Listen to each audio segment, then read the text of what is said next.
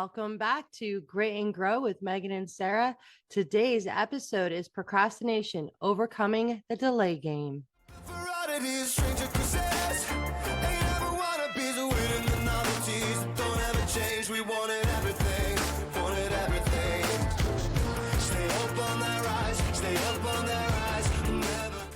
Welcome back to Grit and Grow with Megan and Sarah. Today we're talking about procrastination, and we're laughing because I was just about to literally say, I didn't get this done because I kept putting it off. How many times do you hear that, or do you say that to yourself? Well, I didn't get this done because I put it off because I wanted to do this.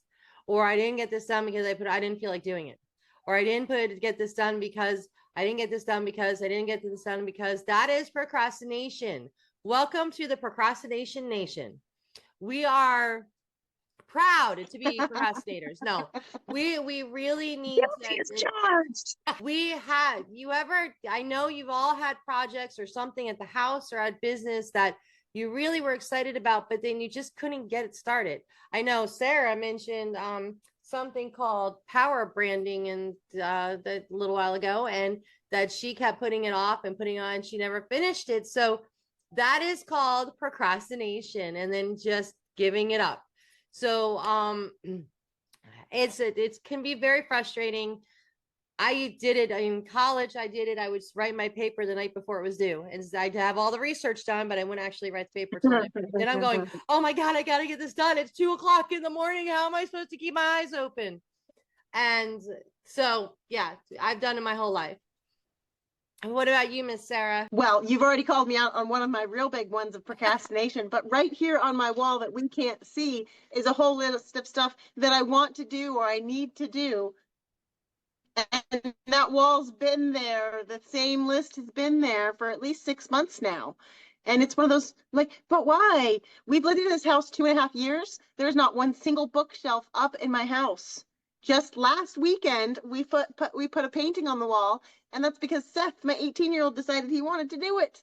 So I am like the queen of procrastination because I am addicted to suffering. And so, like, if I think of something that needs to be done and I don't do it, then I can suffer because I know I should do it, but I'm not going to do it. So I should be doing it, but I'm not doing it. So I'm suffering because I should do it, but I can't do it.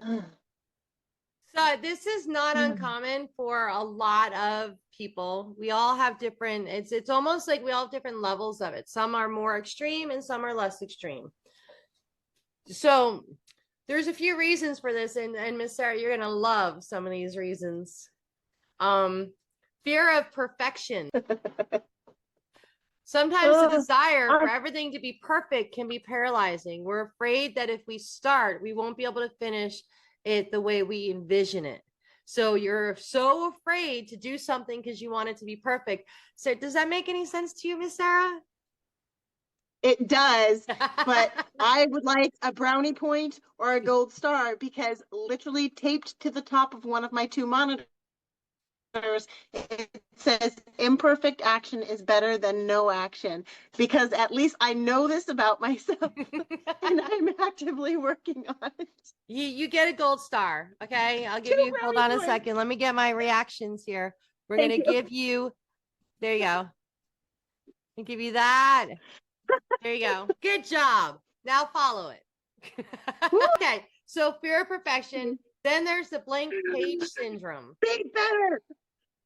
There's the blank page syndrome, which is the blank page can be incredibly intimidating. It's like a blank canvas staring back at you, demanding that we create something amazing. The pressure can be overwhelming. Do you feel that ever? No, I always put something on the page. I fill lots of pages.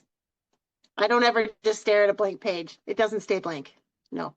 And then there's always if you look around my desk and all the handwriting. All right. But does it go anywhere? So you can fill a page, but does it go anywhere? So then there's overwhelm. Yeah, you're just trying to make me feel better. Then there's overwhelm, which we've all felt. I know I have felt it many times, where a project can seem so daunting that you procrastinate and you put it off starting it. We might think I'll never be able to finish this, and so why even bother starting it? I know I felt that a few times. It's one reason I don't think I actually went off on my own for my massage business for as long as I did, because I think I wanted it to be perfect. And the idea of going completely off on my own was so overwhelming that I kept putting it off. But when I finally did it, it really wasn't that overwhelming, but I imagined it being more overwhelming than it was. Okay, you ready to learn different strategies for breaking free from that cycle of procrastination? And these are so new. Yes, I don't please. think we've ever spoken about any of these before. Let me see. Time management. I was thinking you were being sarcastic just then. One effective way to help with procrastination is time management. Another one is mindset shifts. So shifting our mindset, it plays a huge role in procrastination. Try to reframe procrastination as a challenge to overcome it, rather than a sign of laziness and lack of motivation. So I use a lot of these techniques actually. So when I'm home and working on the computer and working with clients, I'm also managing my home. We have 3 dogs, we have 3 cats, there are 3 kids here. And so there are dishes and laundry to do every single day of my existence. And so sometimes I really, really don't want to do these things. Honestly, every day I don't want to do these things, but sometimes I'm able to just dive right into it and I'll get my first load of dishes done before 6:30 in the morning. Other times I really, really don't want to do it. And so I will set a timer, or I will reward myself by saying, I'm going to watch a show while I'm doing this chore I really don't want to do. And I was just calling myself, I think, out, and I think in my last podcast that I've realized that, I'm not having the success that I'd like to see. And where could I get some more time? The dishes aren't going to do themselves. The laundry's not going to go away on its own. I still have to do those things. My time still needs to be committed there. And so I knew I could replace my TV watching time when I'm doing one of those tasks with personal development, or in this case, listening to our own podcasts, so that I can be remembering these tools, so that when I go into overwhelm or I catch myself self-sabotaging, I can get myself out of it instead of losing time to being frozen, or potentially losing my patience on one of my children and then putting myself into the guilt and the shame cycle. There you go. So that's definitely can be helpful. Then there's the accountability, which you and I are doing for each other right now. That wonderful word of accountability. We call each other out on things. Even in the middle of a podcast, we'll do it. And so that we're holding each other accountable. I think the thing is with accountability, and I told you in one of the podcasts that that even one of my employees, she'll text me every 2 weeks to remind me about payroll, because they want to get paid. I want them to get paid, but that's not always right here on my mind. So therefore, she texts me, it's holding me accountable, because now she's reminded me. So if I don't do it, then it's bad, right? It's not very good not to pay your employees. So she holds me accountable to that. And I appreciate that, because I do have a lot of things going on and I'm trying to juggle a lot of balls, and sometimes things slip through slip through. And so therefore, accountability in every stage of your life, in every parts of your life, really is very important. And number 3, start small. Don't try to do everything at once. The other day, you and I were talking and you said, I have this project, this project, this project, and this project. I said, okay, can we marry these 2 projects into one? That gives you only 3 projects. Can we shelf the other 2 projects on a temporary basis and get one going, and then we'll come back to the other ones, right? Then you're not allowed to talk to me about power branding until Panic to Profit is finished. Oh, no, but I have it written down. That's the next one. And you're already 75% done. So that's the next one. Anyway, so now celebrating progress. So the importance of celebrating the small wins. So today, we're excited. We've gotten a lot done for our podcast and for our business today. I'm doing a lot in the back end of the program we're now starting to see if we can use, right? I'm doing a lot in the back end of that. So we've had a lot of small wins today, but in the long run, they're going to be bigger wins, right? So it's always good to celebrate your small wins. I know, and you told last week, or 2 weeks ago now when I had the mediation and you were, well, can't you celebrate? I'm like, no, I can't. Yes, I can. It's just at that moment I couldn't. Just But sometimes you you just did get it. past it before Have you yet? I've celebrated in the sense that I feel more relaxed. I don't feel as stressed out. I don't feel as, you know, oh my God, oh my God, oh my God. I feel, to me, the celebration comes down to more, I have relaxed about it. I am calmer about it, and I can move on to whatever, now the thing is what can we pay with the money that we're getting and stuff like that. To me, that is Right. that is the small win that I actually did. My daughter's counselor asked me last night, with my daughter's behavior being so much better, and with the IEP meeting done and the mediation done, how am I feeling? And I'm like, I feel a lot less stressed, which is really funny because now I can't sleep, but I feel a lot less stressed, and I feel a lot less like I've got 9 billion things going. And I know I still have a lot of things going, but those are all busy. They're busy stress versus life-changing stress. So there's a difference. I don't mind busy stress. It just keeps me busy. But the life-changing stress is what was bothering me and making me very trigger happy, ready to go off on anyone type of the thing. Yeah. So my win is that I don't feel like going off on every single person anymore. Nice. So, Miss Sarah, can you think of some small wins today? Definitely getting podcasts recorded today was a really big win. My husband had a pretty big win at work. That was a very nice thing.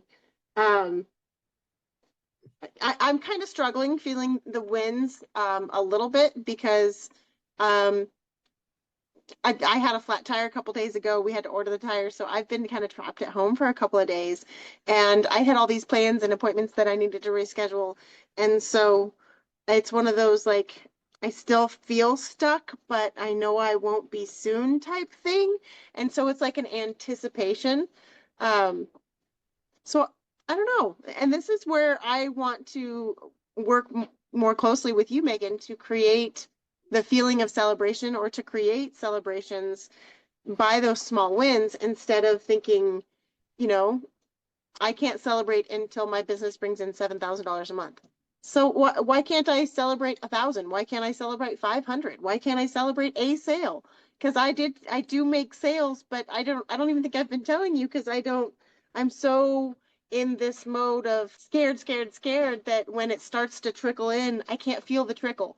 The scare is so big that the little bit of positives, they don't land. Well, then that makes sense. One of my I think I told you years ago I had a business coach, and I had not heard from her in a while, and we were supposed to have a meeting. It was like once every like 3 or 4 months we had a meeting, and I showed up and she never showed up. And I found out, I saw on Facebook somewhere where she had been killed in a car accident. But the one thing she had told me was, every new client, buy yourself a balloon or buy yourself a trinket, something to represent your new client, something to whether it's massage or coaching, something to represent that small win. And she's like, the next time I see you, I want a picture of your office with all of these balloons or all these trinkets and all these flowers, whatever it is you choose. I want a picture of that because that's Mm-hmm. celebrating each individual thing. And that's a really important thing to Mm-hmm. do, is celebrate each small win. I don't care if it's a client. I don't care if it's we got our podcast done. I don't care if it's you got the laundry done and you feel, like I feel accomplished. Before we got on phone this morning, I got laundry going, the house swept, the house mopped, the kitchen wiped down. I took a shower, did my makeup, which is like a huge win for me. um, and so those are all little wins. Did I get everything I wanted to get done? No, I didn't get the dishes done. I didn't get the laundry folded. I got the laundry started.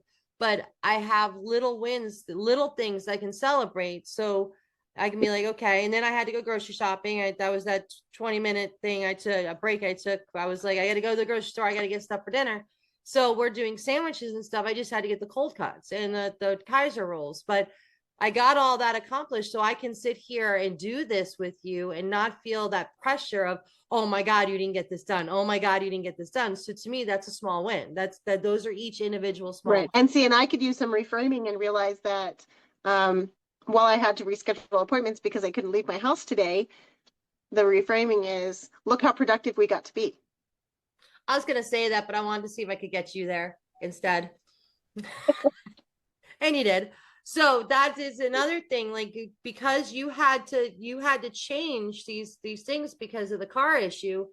Look at what we got done today. Right.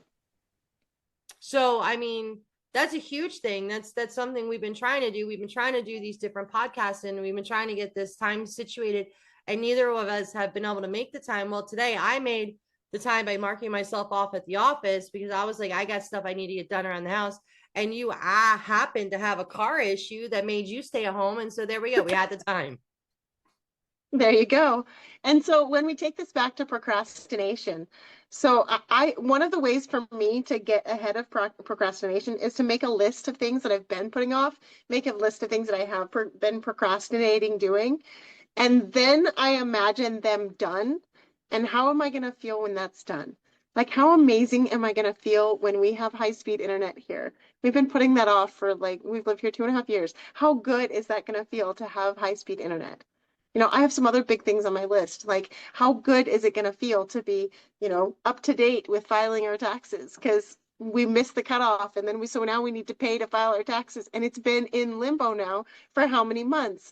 And it's connecting to how good it's going to feel when that's completed helps me get things done. And that's one of the tools that I have used before. But as I've said a couple times on this podcast, I'm aware that I'm addicted to suffering. And so I don't want to feel good. I want to keep suffering because it's my place of comfort. And that's why my lists stack up and it gets bananas before I'm like, oh, I'm going to need some help digging out of this mess. Well, yeah. And, but the other parts that is, instead of, we need to reframe that feeling or that knowledge or that I'm addicted to suffering. We need to reframe that because by saying that, what are you doing? And I know you know this. By saying that, what are you doing? Yep. Making it true. I thought it when I said it. I'm like, I have to keep saying this thing because I'm calling it into being. I'm speaking it into existence by saying I'm addicted to suffering. So you're right. Let's get out a piece of paper. I'm going to add a new affirmation right now. Here we go. So this is one of the ways that we deal with limiting beliefs when they come up. One of us will call out. I'm like, did you hear what you just said, friend? Did you hear it? You said this thing that you've said a couple of times now. Let's not say that. Well, and that's, that kind of like the one thing that I've noticed, and it's not just, I've noticed it sometimes with you. I've noticing it really today, but I think that's because of what we're talking about. But people get very, and correct me if I'm wrong, but they get very into what they have. So you have this addiction to suffering. So everything you do, you can explain it away with the addiction to suffering. Oh, I do this because the addiction to suffering. And I see that with a lot of clients of mine, both massage and coaching. I see that like, well, I have PTSD or I have this or I have that, and that's causing me to do. And the problem is when you decide that in your mind that everything is wrapped around that specific thing, then it does become that. And that is such a hard thing to break, just like pain. Pain, if you've determined you will be in pain for the rest of your life, like your shoulder hurts and that's it, unless they cut your whole arm off, you're never going to be out of pain. Guess what? You will never be out of pain, no matter how much I can get all the muscles and all the tissue around that shoulder. It relaxes, it's perfect, and there's nothing wrong. I'm still in some pain. That's a mental thing. And I call my clients out on that as well. When they're like, well, I feel better, but I'm still in pain. I'm like, okay, let's look at this. And I'm like, and I kind of try to reframe it like, okay, well, this compared to a month ago, how do you feel? Well, I feel better. Okay, well, then let's look at that and not look at what you're still feeling. Let's look at where you've come in the last month or 2 months that I've been working with you so that they can kind of start looking at it as a positive, not as a, oh, I'm still in pain. Because once you've convinced yourself, there's nothing I can do for you because I could get everything to relax. Right. I could have your body like Jello and you will still say you're feeling pain. Yep. That was excellent. So instead of saying I'm addicted to suffering, I'm now going to say I'm addicted to success, There you go. and I love to have fun. So There you something go. I saw or heard on somebody's social media post, so this, no credit to me, this I'm totally just regurgitating here. So we've all heard of triggers, right? That's a trigger for me when it comes to PTSD or anxiety. Like I can talk about having a police car behind me as a trigger for me. My body will flood with adrenaline. It's just something that happens. So this post that I saw was, what if we replaced triggers with glimmers? And a glimmer is the same thing as that police officer triggers the scaries in me. A glimmer is something that recreates this positive, pleasurable experience. We were earlier talking about PPAs. When I was a younger mom in my 20s and doing counseling, my counselor had me start creating PPAs for my family, planned pleasurable activities. I can now remember some of those, and they were very fun, and the kids had lots of fun, and it was this golden moment. And so I think we can replace some of these triggers with glimmers if we choose to, if we do the work with a coach, if we do the regression work, and if we really work closely with someone. And I'm not talking about invalidating anybody's experience. I'm not talking about denying anyone's experience. This is a completely something that you would consent to want to doing in order to transform the impact that it has on you, because I don't know about our listeners, and I don't even want to speak for you, Megan, but I do not enjoy being triggered. It's not fun to be driving down the road and suddenly you're clenching the wheel and you're soaked in sweat because there's a police car behind you. It's ridiculous. It makes me feel silly. And I've used that one a couple times, but I used to have all sorts of instances where they would come up, and it even got to where the kids would say, Mom, do you mind if you don't come to my concert? Do you mind if you don't come to my wrestling match? I had to get up and walk out of a stadium once because a young lady on this wrestling team was talking about shooting up the school and looking right at me while she was saying this. And instead of me saying anything to her or saying anything to anyone else, I got up and ran out because I was freaking the out. School shooting scared the crap out of me. And she was just being ridiculous. And I'm not a coach or a teacher there. I'm just an observer. And so I took myself out of the situation. And that's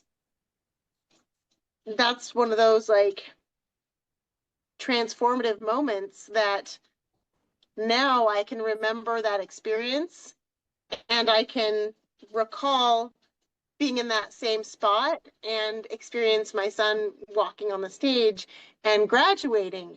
And so now, instead of being in that gym, instead of being triggered and remembering when that young lady said that language about what she said, instead of feeling that, now when I walk into that gym, I remember my son graduating. And so I've done that work specifically because, for one, I don't want to be an embarrassment to my family. I'd like to be invited to events. And for two, I want to be Sarah.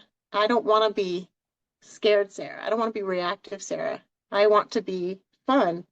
I'm addicted to success and I love to have fun. There you go. So there's I'm two not going to more things. procrastinate no One more. is avoid all or nothing thinking. This is that thing that yeah, you're laughing already. So I don't even have to call you on it. So one way to help you with dealing with procrastination is to avoid all of the all or nothing thinking. Like it has to be completely done or I'm not going to launch it. Yeah. So that is definitely one thing. Another one is creating a reward system. So each day you come up with what you need to do for that day, and at the end of the day you create something that you give yourself as a reward for accomplishing what you wanted to accomplish. I like that plan. What do you think your reward would be, Sarah? I don't know. That's one of those slippery slopes for me, because I try to stay away from like food reward things because I have that addiction. I don't know.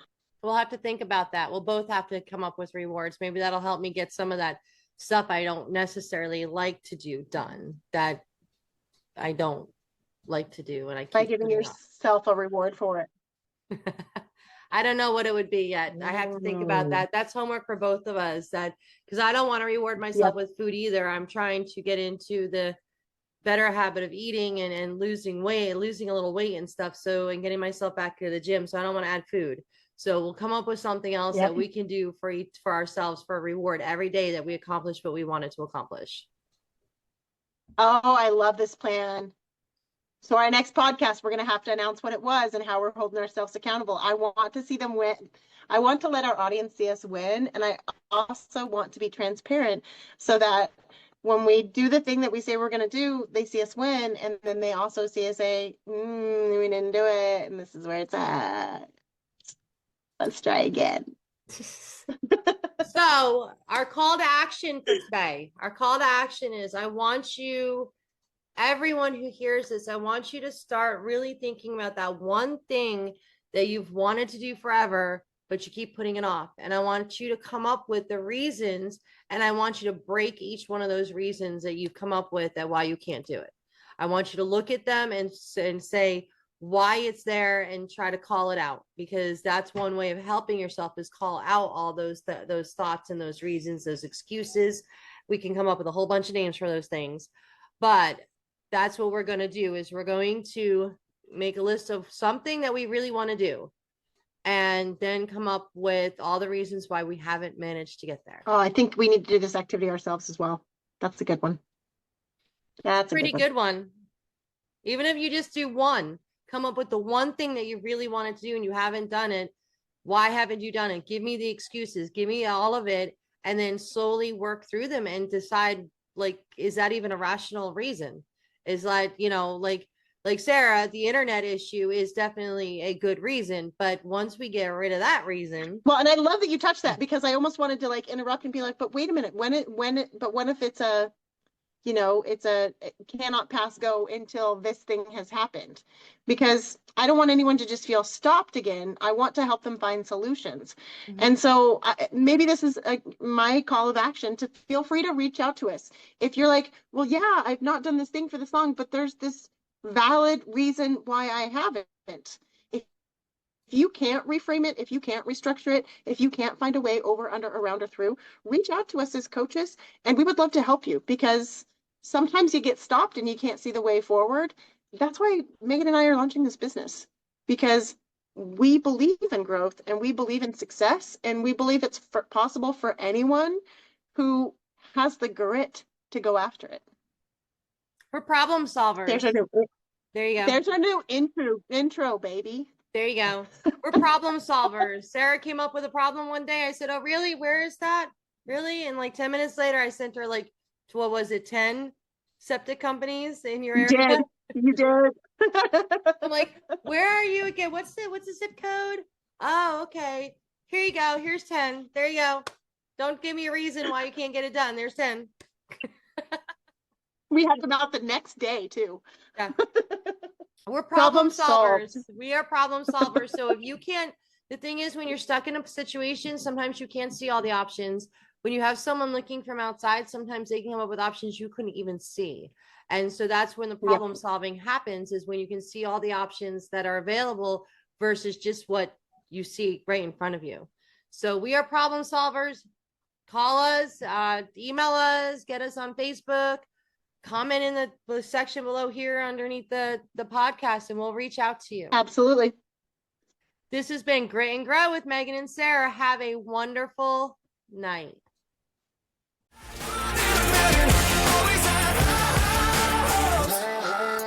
Mama said